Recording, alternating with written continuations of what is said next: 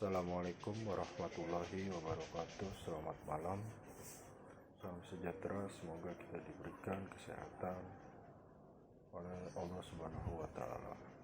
Perkenalkan, nama saya Muhammad Ari Ramadan. NIM saya 1112 NIM saya 11212115. Saya ingin menjelaskan tentang kepemimpinan dalam tim dengan mata kuliah pendidikan karakter. Untuk kepemimpinan dalam tim itu kita harus mengerti dulu artinya tim pemimpin. Kepemimpinan itu berarti melibatkan orang atau pihak lain, yaitu bisa kita sebut dengan karyawan atau bawahan atau followers. Seorang pemimpin yang efektif adalah seseorang yang dengan kekuasaan mampu menggugah pengikutnya untuk mencapai kinerja yang memuaskan. Pemimpin juga harus memiliki kejujuran terhadap diri sendiri, sikap bertanggung jawab yang tulus, pengetahuan yang luas, keberanian bertindak sesuai dengan keyakinan, terus kepercayaan pada diri sendiri dan orang lain.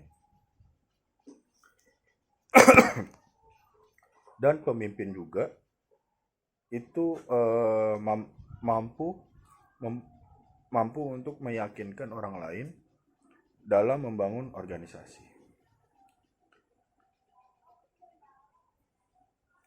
Kepemimpinan seringkali disamakan dengan manajemen, padahal keduanya itu berbeda. Menurut Benis and Nanus, pemimpin berfokus mengerjakan yang benar, memastikan tangga yang kita daki bersandar pada tembok secara tepat. Sedangkan manajer memusatkan perhatian pada mengerjakan secara tepat, sedangkan manajemen itu menguasakan agar kita mendaki tangga seefisien mungkin. Pemimpin juga itu harus memiliki sifat-sifat kepemimpinan. Yang pertama adalah itu kekuatan, pandangan, pengetahuan dan kecerdasan, imajinasi, kepercayaan diri, integritas, kepandaian berbicara,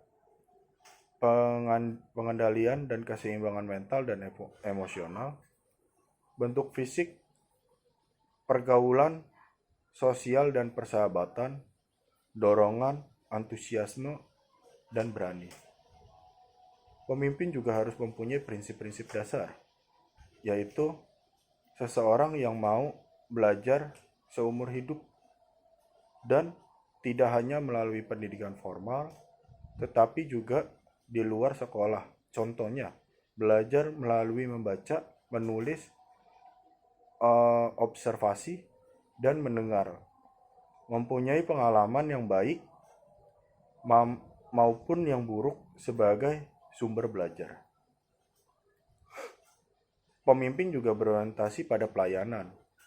Seorang pemimpin tidak dilayani tetapi melayani. Sebab prinsip pemimpin dengan prinsip melayani berdasarkan kinerja sebagai tujuan utama. Dalam memberi pelayanan, pemimpin harus lebih berprinsip pada pelayanan yang baik. Pemimpin juga harus mempunyai energi yang bisa membawa energi yang positif. Itu setiap orang mempunyai energi dan semangat. Menggunakan energi yang positif didasarkan pada keikhlasan dan keinginan mendukung kesuksesan orang lain. Untuk itu dibutuhkan energi positif untuk membangun suatu hubungan yang baik, terutama perusahaan tempat kita bekerja atau organisasi-organisasi yang kita pimpin. Terus pemimpin juga harus tahu tugas dan tanggung jawabnya. Pemimpin bekerja dengan orang lain. Pemimpin adalah tanggung jawab dan mempertanggungjawabkan.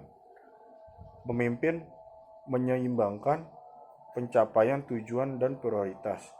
Pemimpin harus berpikir secara analisis dan konseptual.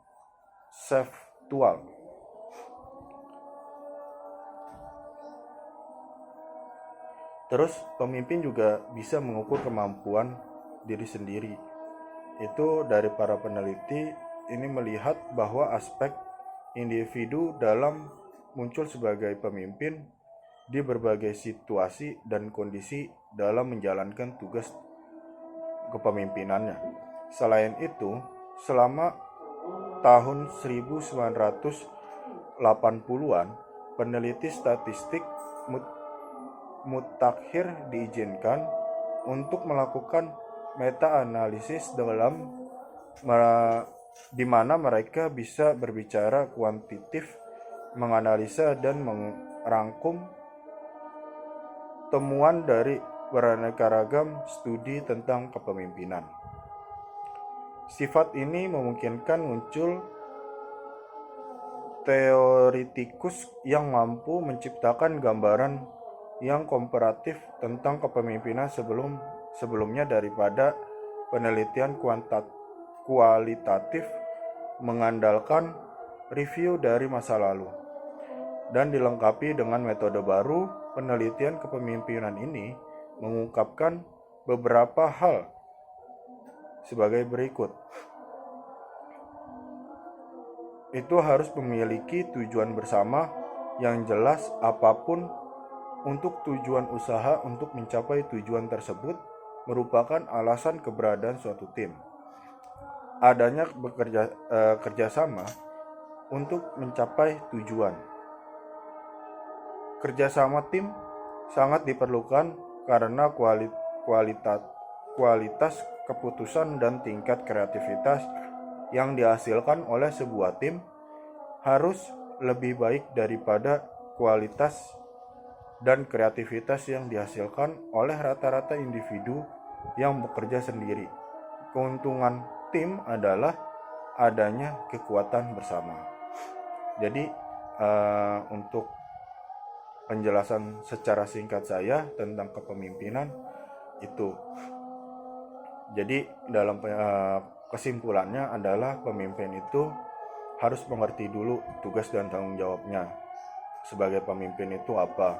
Dan pemimpin itu harus membawa energi-energi positif agar bisa